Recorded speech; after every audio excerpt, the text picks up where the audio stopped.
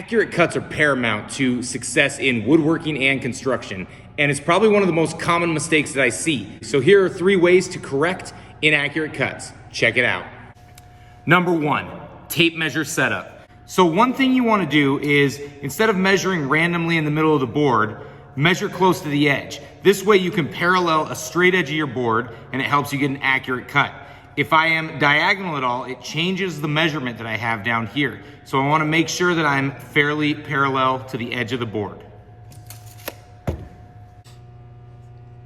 Number 2 is going to be the accuracy of your mark. So if your mark is thick, as seen by the Sharpie, it's going to be harder to make an exact cut.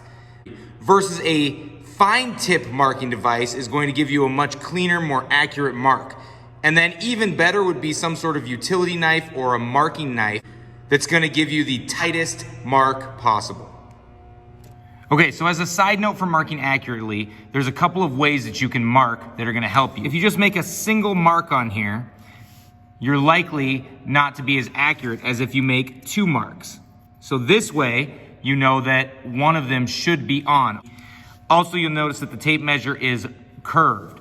Roll the tape measure to the side that you want to mark so you get a clean and accurate mark on both sides. Another way that people often do it is to do a caret. So instead of a single line, because a line is not necessarily straight, they'll make a little arrow that points to the measurement that they want to mark. That's also a good way to do it. Take your pencil, put it on the mark, and slide your speed square up to it. That way you're dead nuts on the mark. Okay, number 3, and probably the most common mistake that I see people make, is to cut on the wrong side of the line. So when I measure my 7 inches, this is the keep side of my board. This is the side that I need to keep. This is going to be the scrap wood side. I always want to cut on the scrap wood side, and here's why.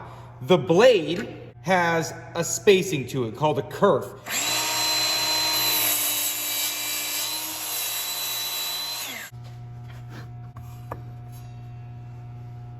That is the kerf.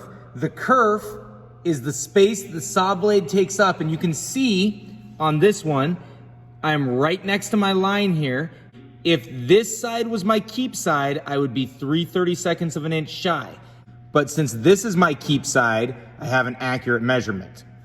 Now this is a 3/32 inch thick blade. That means that if I cut my board on the wrong side of the line, I'm going to be short by a little bit. Now 3/32 of an inch doesn't sound like much, but it is when you're trying to make accurate furniture or boxes, things like that. So you want to make sure that you line up on the correct side of the line. So bring your blade down and make sure that you're on the scrap wood side of your line, and then go ahead and make that cut.